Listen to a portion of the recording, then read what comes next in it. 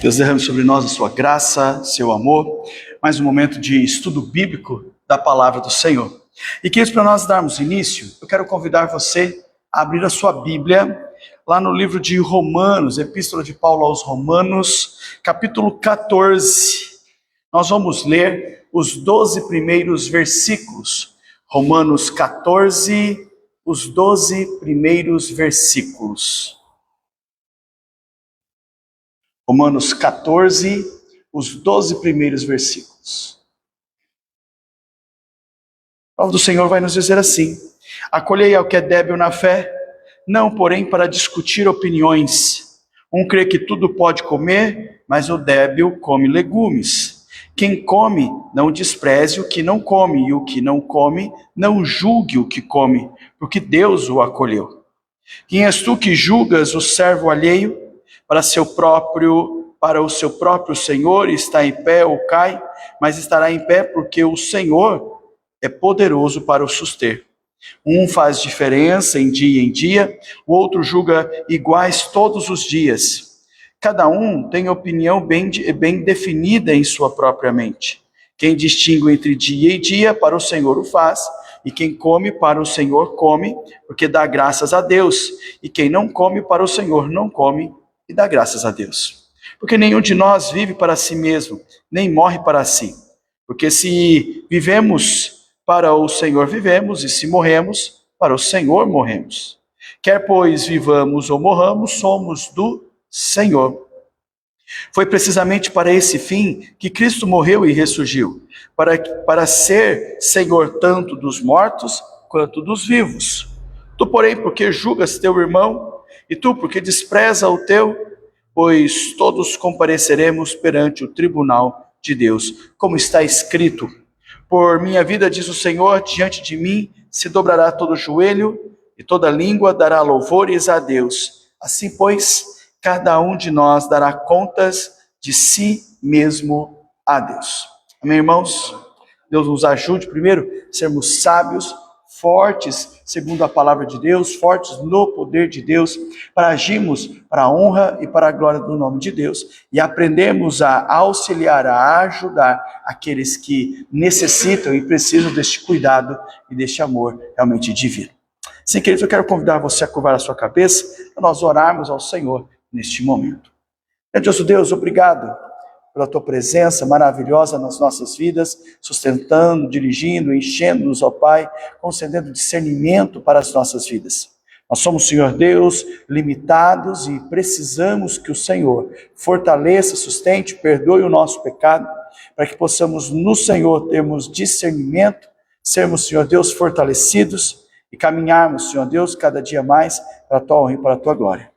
Nós, Senhor Deus, confessamos a nossa limitação e clamamos ao Senhor que nos abençoe, nos ilumine, que visite, Senhor Deus, as nossas vidas, que em nome de Jesus, ó Pai, o Senhor visite as nossas famílias, visite, Senhor Deus, os enfermos.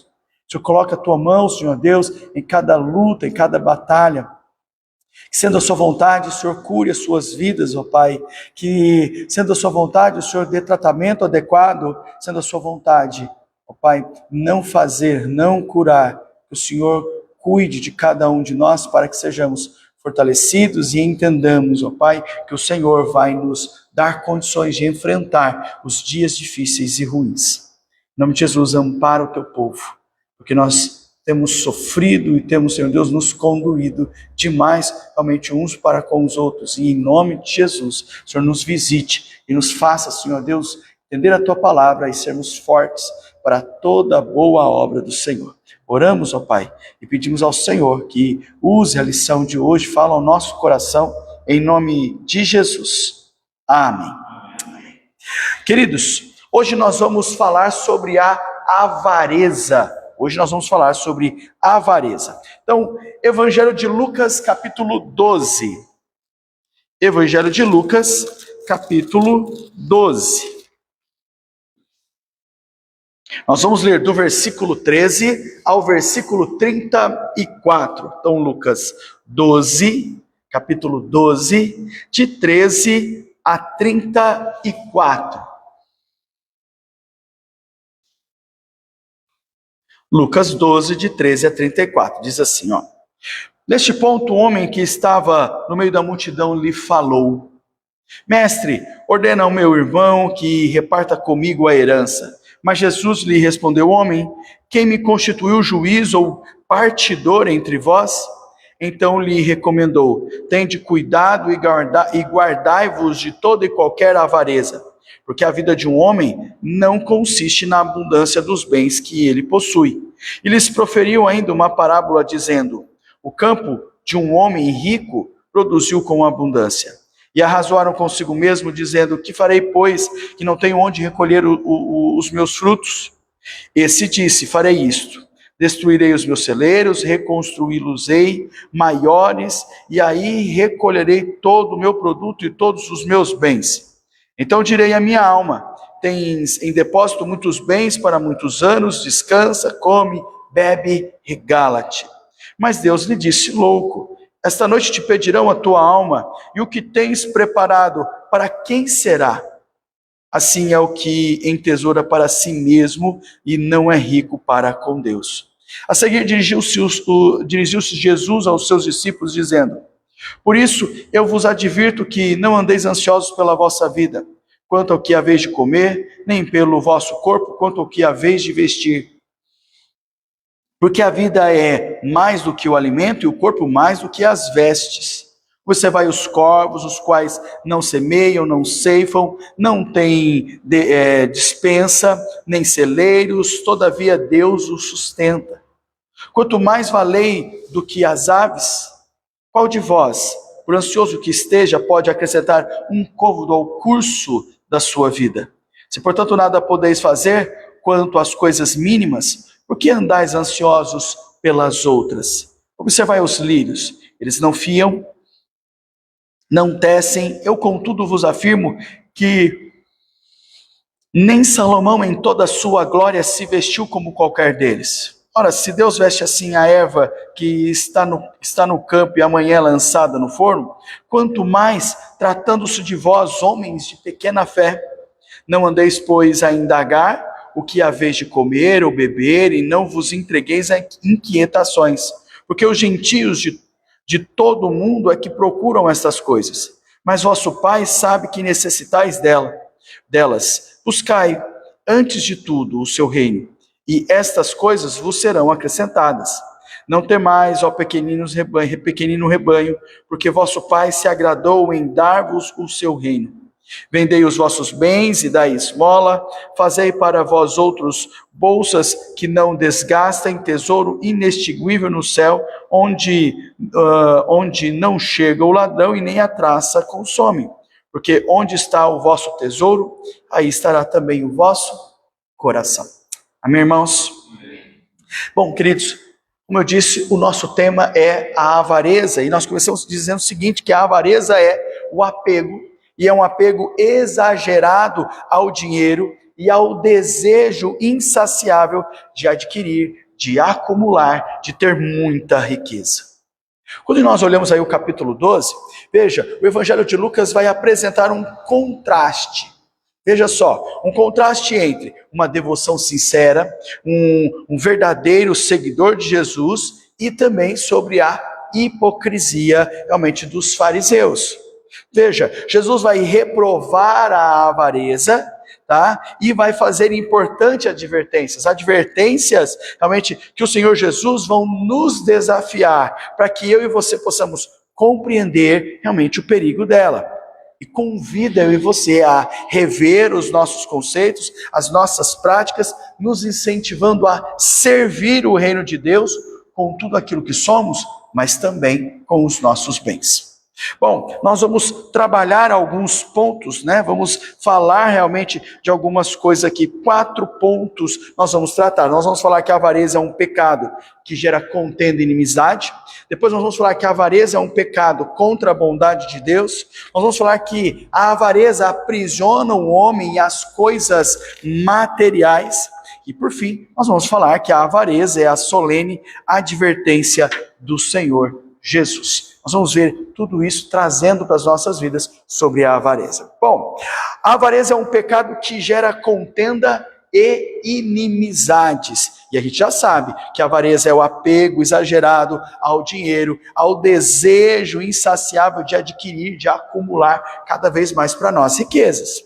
Então, o texto que nós lemos, no capítulo 12, versículos 12 e 13, vai dizer que um homem pediu a Jesus que julgasse a sua causa, referente à divisão de uma herança. Isso que ele vai trabalhando. Veja, o que é importante a gente observar? Que havia leis que já regulamentavam aquela situação.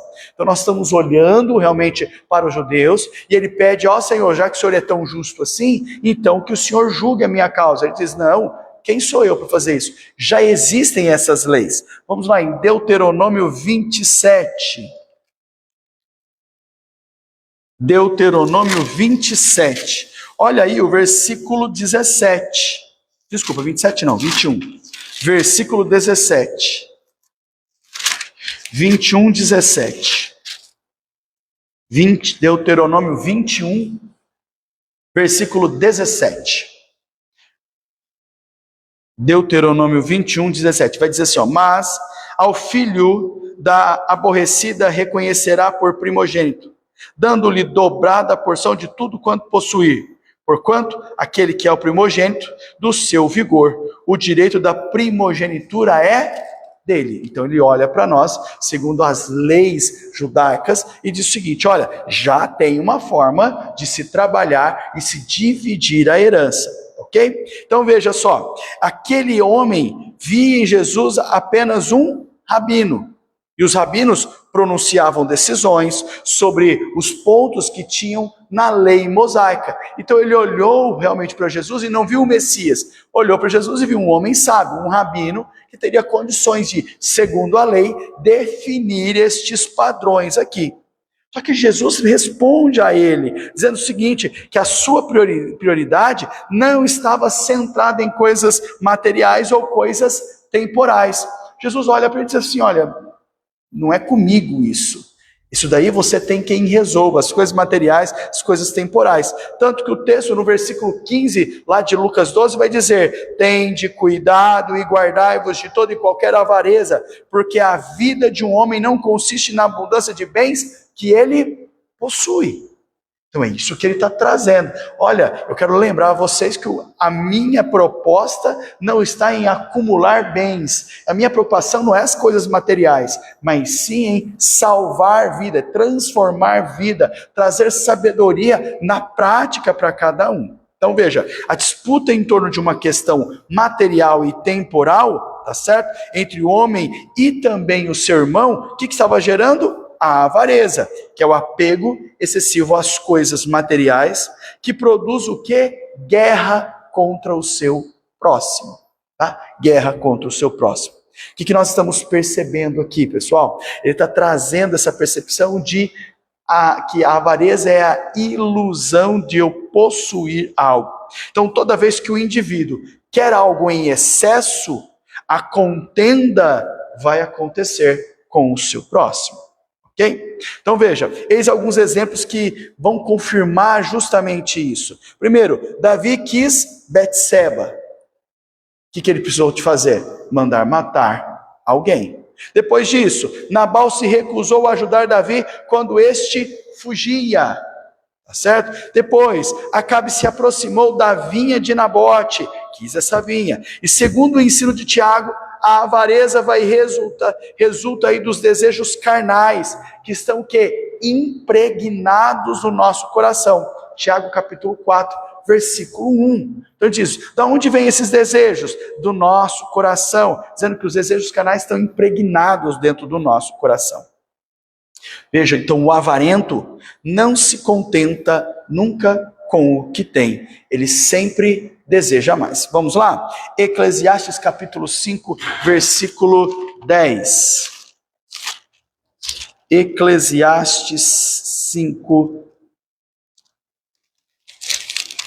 versículo 10. Eclesiastes 5, 10.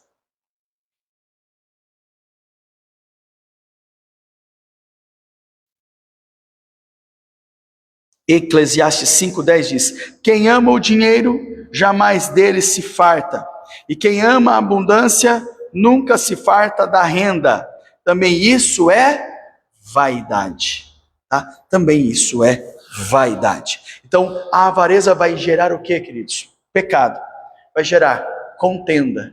E isso vai gerar inimizades no lugar onde você está e com as pessoas que você convive. Segunda coisa que o texto também nos mostra é que a avareza é um pecado contra quem? A bondade de Deus. Não somente cria contendas e inimizades, mas eu estou pecando contra a bondade de Deus. Então a avareza é um pecado que ofende a bondade de Deus.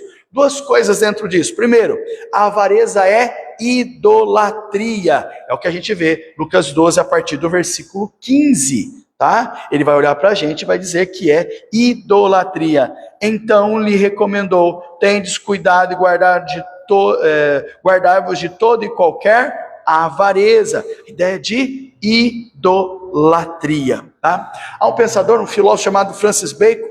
Ele escreveu o seguinte, falando sobre a avareza, falando sobre o dinheiro. Ele diz: se o dinheiro não é seu servo, será seu mestre. Tá? Não se pode dizer do homem avarento que ele possui riqueza, e deve sim dizer que isto realmente é o que ele precisa possuir. Ele possui, mas não o dinheiro o possuir. Esse é o grande problema. O que é que Jesus vai dizer? Não ajunteis para vós tesouros na terra, onde a traça e a ferrugem consome, onde os ladrões minam e roubam, mas ajuntai-vos tesouros no céu, onde nem a traça, nem a ferrugem consome, onde os ladrões não minam, não roubam, porque onde estiver o teu coração, aí estará também estará o teu tesouro, aí estará o teu coração. Então ele olha para nós e diz: qual é o grande problema disso? Porque ela domina o seu coração, domina a sua mente, por isso a idolatria.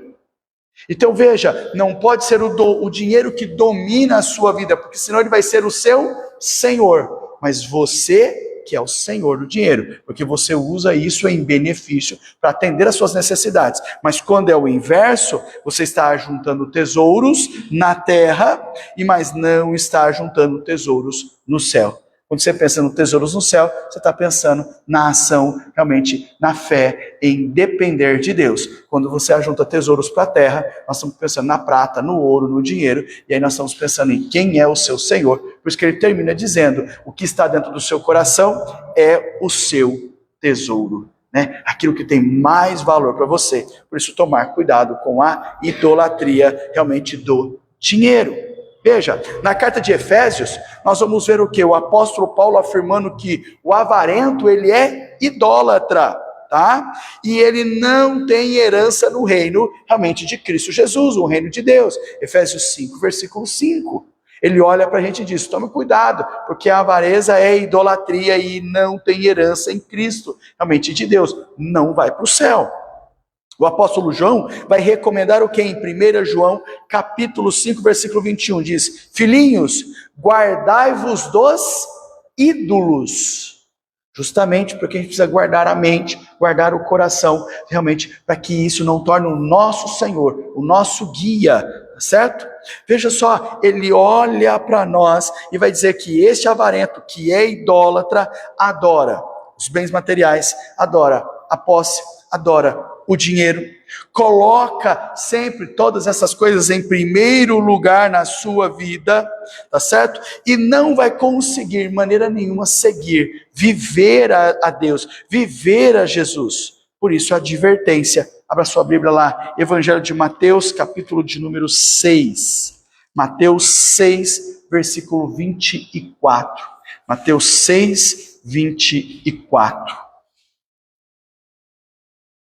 Olha a advertência realmente de Jesus aí, sobre servir a Deus e servir as riquezas. 6,24 dizendo o seguinte: olha, ninguém pode servir a dois senhores, porque ou há de aborrecer-se de um e amar a outro, ou se devotará a um e desprezará a outro.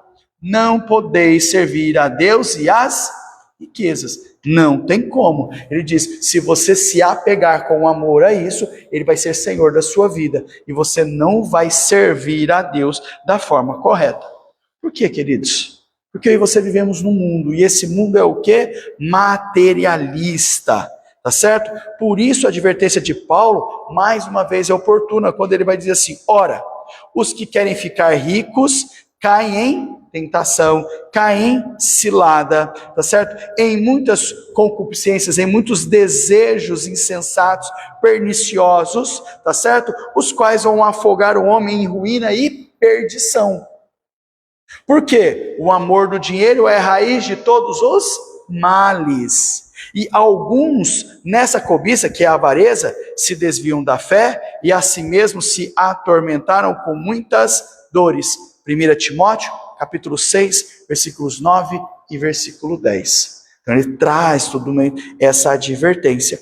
E qual é o grande problema? É que o dinheiro, quando se torna avareza, ele se torna idolatria no nosso coração. E se tornando idolatria, queridos, lembre-se, isso transforma as nossas vidas realmente num caminho que não agrada e que não busca a Deus. Por quê? Porque isso torna Senhor da sua própria vida.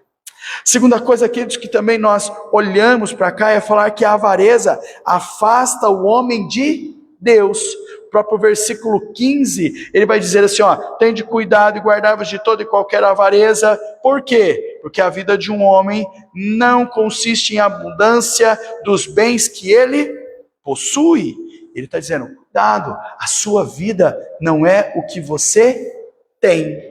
Tá? Este versículo está dizendo, a vida de um homem não lhe pertence sem importar...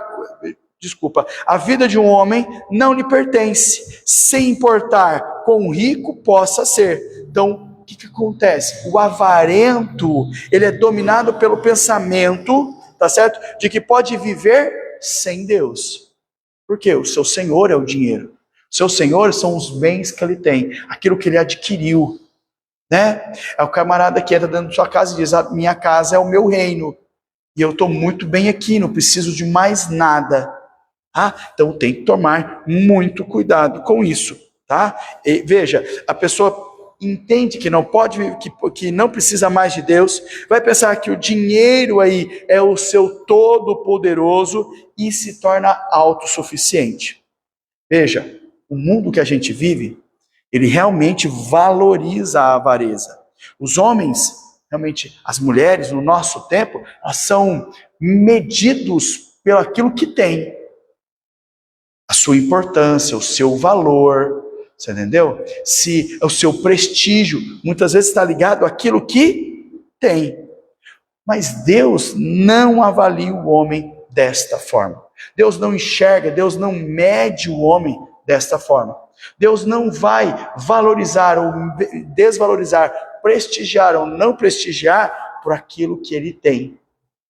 Porque imagina se Deus fosse nos salvar mediante aquilo que nós temos, o quanto de bens ou a questão financeira que nós temos, tá? Samuel, tá? Foi escolher um dos filhos de Jessé para ser rei de Israel, tá? Veja só, 1 Samuel 16:7 vai dizer assim, o Senhor disse a Samuel, não atentes para a sua aparência, nem para a grandeza de estatura, porque eu tenho rejeitado, porque o Senhor não vê como vê o homem, tá? Pois o homem vê o que está diante dos olhos, porém o Senhor olha para o coração. Então ele olha para as nossas vidas e diz o seguinte, qual que é o grande problema? É que o julgamento de Deus não está pautado naquilo que a gente pode demonstrar. Na nossa roupa bonita, no nosso óculos bonito, no nosso cabelo bem penteado, no nosso perfume cheiroso, no carro que a gente tem, na bicicleta que a gente tem, na casa que a gente tem, ou na aparência que a gente tem, no prestígio social que a gente possa ter. Deus olha o coração. Quando ele foi escolher Davi, ele disse para Samuel, Samuel, feche os seus olhos, para ser grande, para ser forte, para ser bonito, ou qualquer outra coisa que esteja ligado à aparência, porque eu rejeito isso. Estou preocupado com o coração das pessoas. Isso sim é que eu quero. Eu não quero o exterior, eu quero o interior. Então veja, os únicos que elogiam os avarentos são quem? Os ímpios. Olha só que interessante. É eles que elogiam. Tá? Realmente são os ímpios, pois sabem que os tais renunciam ao Senhor. Por que elogiam? Porque eles praticam e querem a mesma coisa, Não adorar, não depender, uma autossuficiência, olham para si mesmos. Mas o salmista, para a gente fechar hoje, e depois, semana que vem, a gente trata dos outros 2 pontos, ele vai dizer assim, ó, pois o perverso se gloria da cobiça da sua alma. O avarento maldiz o seu Senhor e blasfema contra ele. Salmo 10, versículo 3. Ele traz para nós a reflexão que quando nós temos pessoas avarentas, ou quando eu sou avarento, eu estou afastando de Deus. A avareza afasta o homem de Deus, porque ele se acha grande, autopoderoso, autossuficiente e não depende mais de ninguém. Por isso, a palavra do Senhor olha para nós e diz, olha, Deus olha o nosso coração. Deus olha realmente para o nosso interior e não para o nosso exterior. Deus quer o nosso coração e não os nossos bens. E aí ele vai dizer que quando Deus transforma de dentro para fora, Deus usa as nossas vidas e aí nós usamos tudo aquilo que nós temos e aquilo que Deus nos abençoou para que nós possamos ter. E aí sim, você vai dizer assim, então pastor, é proibido ser rico? Não, nenhum momento. Mas ele está dizendo que a riqueza não pode ser o seu Senhor. Mas ele tem que ser o quê? Ele tem que estar a serviço seu e da obra de Deus. E aí nós vamos ver Deus abençoando cada vez mais. Aí sim, você vê bênção sobre bênção. Mas quando é ao contrário, aí você vê a ausência de cuidado, a ausência da bênção, a ausência da presença de Deus nas nossas vidas. Queridos, o que é que nós trouxemos hoje? Primeiro, o entendimento sobre o que é a avareza. A avareza é o apego exagerado ao dinheiro. É o desejo desenfreado de acumular, de adquirir riqueza. A avareza faz com que eu, como ser, venho realmente a gerar contendas e inimizades dos lugares onde eu estou. Mais do que isso, a avareza, ela é um pecado que eu não quero mais estar próximo de Deus, tornando a riqueza uma idolatria na minha vida. E quando ela se torna uma idolatria, um ídolo, ela se torna senhor da minha vida, e eu não olho mais para Deus, eu não quero mais depender de Deus, porque eu estou cheio de mim mesmo, porque eu me acho autopoderoso, autossuficiente. E a avareza, ao mesmo tempo que traz para mim, se torna um ídolo, se torna o meu Deus, ele também me afasta do Deus Todo-Poderoso, Criador e Salvador. Por quê? Porque eu entendo que eu posso me auto-salvar, me auto-redimir, e eu não necessito mais de Deus. E por isso Deus fica lá longe e eu fico realmente aqui. Pelo fato de que eu não preciso mais dele para cuidar, para amparar, para me sustentar, porque eu já tenho condições de fazer isso, porque eu sou muito rico.